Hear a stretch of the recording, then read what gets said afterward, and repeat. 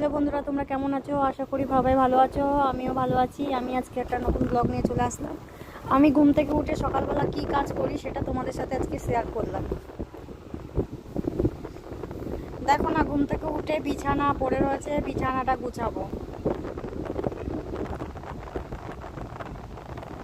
ঘুম থেকে উঠে বিছানা তো না গুছিয়ে বাইরে বেরোনো যায় না, আবার তাড়াহুড়া করে বিছানা গুছিয়ে আমাকে আবার দোকানে তো বেরোতে হবে।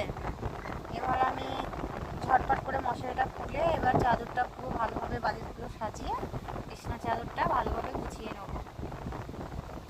প্রথমে বিছানাটা আগে ঝেড়ে নিই। আমার এটাই অভ্যাস যে আমি সকালবেলা উঠে বিছানাটা পুরো ভালোভাবে ঝাড়বো, নাহলে মানে বিছানা যদি ঠিক মতন না চাদর টান টান করে গোছানো হয় তাহলে কি ভালো লাগে দেখতে। তাই আমি পুরো চাদর তুলে ঝেড়ে তারপরে চাদরটা পাতবো। এবার আমি দেখো না, চাদর বালিশ সব গোছানো হয়ে গেছে, বিছানা আমার গোছানো হয়ে গেছে, রেডি। সকালবেলা এত তাড়াহুড়া থাকে, যেহেতু আমার চায়ের দোকান আছে, আমার দোকানটা খুলতে হবে, ওই জন্য মানে দৌড়তে থাকি সকালবেলা ঘুম থেকে উঠে। এবার আমি ঝাঁটা নিয়ে নিলাম। ঝাঁটা নিয়ে এবার আমি ঘরটা ঝাড় দেবো, পুরো ঘরটা ঝাড় দেবো।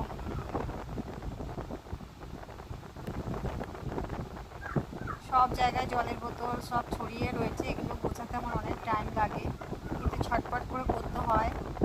আমি ভোর 4:30-4টায় উঠি, কেননা আমি যদি তখন না উঠি তাহলে আমি এত কাজ করে দোকানে যেতে পারবো না, আর দোকান থেকে আস্তে আস্তে আমার 11টা বেজে যায়। এবার আমার ডান্ডা আছে, আমি ডান্ডা দিয়ে ঘর মুছতে পারি না, তাই আমি এই নেতা নিয়ে নিলাম। এই নেতা দিয়ে এবার ঘরটা মুছবো। এবার আমি দোকানে চলে এসেছি রেডি হয়ে। এবার দেখো না, এই যে আমার চায়ের দোকান, তোমাদের দেখাচ্ছি দোকানটা, দেখো। এবার আমি চাও বসিয়ে দিয়েছি, চা আমার হয়েও গেছে। ইন্ডাকশানে চা বসিয়ে দিয়েছিলাম, এসেই ঝপাঝপ, যেহেতু 5টা বেজে গেছে। এই যে আমার দোকানটা।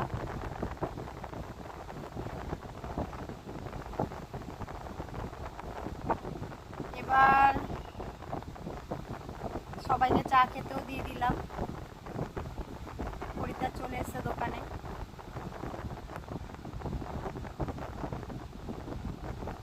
তাদেরকে চাও দিয়ে দিলাম। পাশে মাঠ আছে, দেখো না, সব বাচ্চারা বল খেলছে।